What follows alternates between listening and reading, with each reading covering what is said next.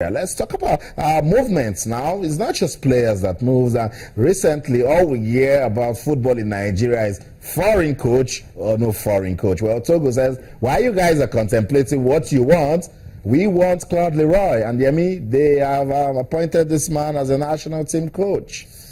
I like the way you put it. Yeah. While you are deciding whether or not you want a foreign coach, Get it to work. Yeah, replaces Tom Saintfiet in Togo. I don't know if Emmanuel Adebayo has anything to do with this, because Emmanuel Adebayo just returned to the senior national team. But this is a man that has been everywhere. Name it. He's been everywhere. If you're looking, knows African football. Yes, for an experienced foreigner on the continent, it doesn't get better than this man. Forget the fact that Hervé Renard has won two African Cup of Nations with two different countries, but I think this man is vastly experienced. And I also think that some people in Nigeria will probably be looking in his direction, but like you said, Togo, they spotted for us. We have so, them so if we want a foreign manager, then we'll have to start looking elsewhere. But you can count, I think, at last count, I counted about 8 countries that he has coached in Africa. Massive experience. Massive. DRC, I mean, he's been everywhere. He's been everywhere. And his results, speaks for him.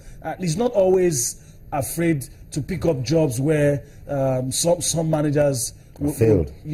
Failed or will run away from, But what some people will count against him is that he's always been a national team manager. He hasn't really done anything for club football. Same as Hervé Renard as well. He's choosing where to go and make an impact. So that's the story. Claude Leroy has been announced as the coach of the Togolese senior men's national team. And as you heard from Yemi, he's vastly experienced in African football. Came to Calabar. Remember that game, Nigeria and Congo? Then they're 3-1. Said we were going to lose. And he did it. Easy. Did the job. So that's it, Claude Leroy. Let's see what the NFF will come up with. A lot of football fans. Option less now. One option less. That's what Claude Leroy is out of the shot. That's not to say that I agree that we need a foreign coach. I know you've always been saying that's not to say that I agree. So let's see. But for those thinking of a foreign coach, one option less. So we'll look at the names left on the list. Okay, that's it. As regards Claude Leroy joining the Togolese national team, we'll go on a break now. When we come back, I saw something. I had to smile. In the UEFA Champions League, we told you it's all about drama. In France, they had to share the spoils. In Germany, surprise, surprise. We'll talk about it when we come back. Don't go anywhere. Stay.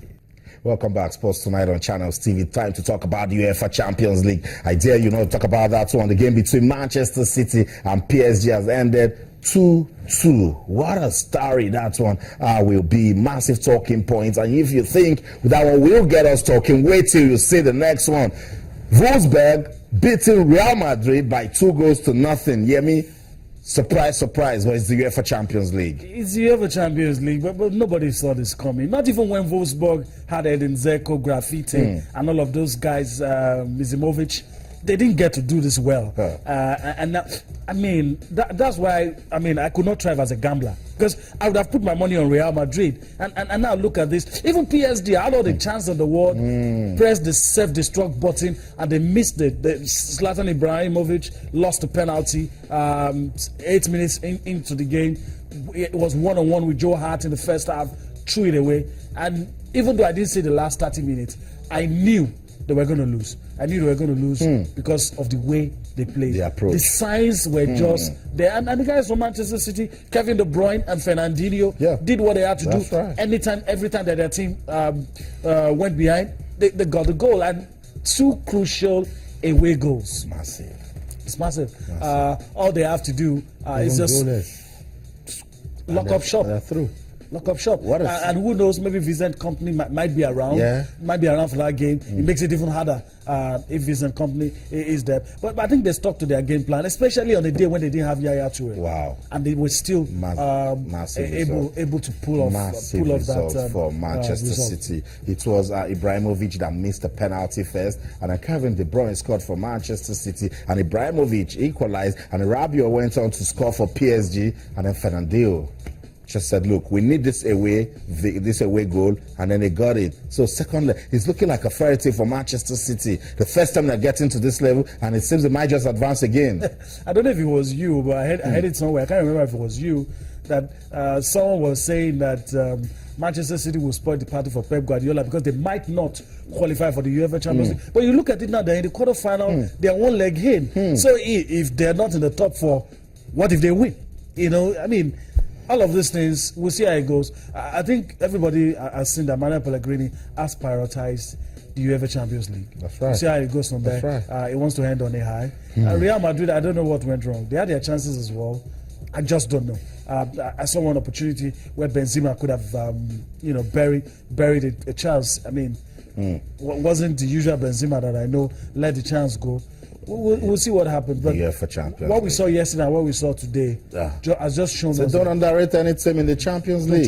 Don't try. Because Benfica still stands a chance. Atletico Madrid, they still have a chance in the second leg. When Pep Guardiola told us on Monday that Benfica had the meanest defense in the UEFA Champions League, some of us thought it was just being magnanimous. It was just spray. But if you can concede in the second minute and then hold on to.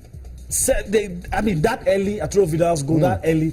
And the guys still did it. I mean, they still did it. It's just one goal. And one goal, I always say one goal is like thin ice. It can break anywhere. Anytime. Break anywhere. The UEFA Champions League, we won't stop talking about it. You can just stay with us. We'll keep giving you all the updates. Let's go to the bottom.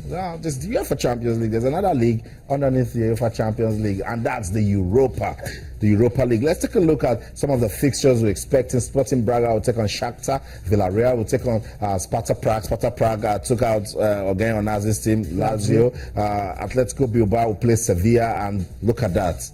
Dortmund will go against Liverpool. That should have been the final, if you ask me.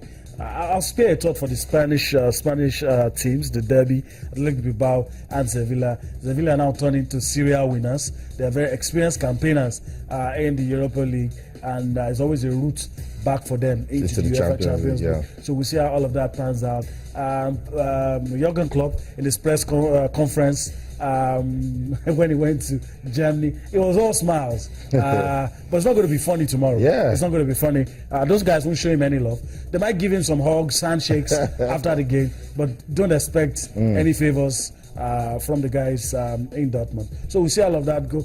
I'll be keeping my eye on Shakhtar as well. They seem to be doing well. Sparta Prague, what they did in Italy was a big surprise. I like how Shakhtar has been going around doing their job. It's a bit unfortunate. I expect them to be with the top dogs in football, but I don't know.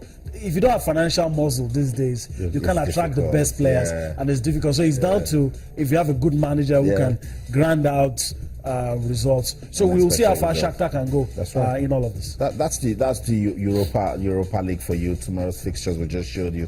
We will come back to talk about it when those games are.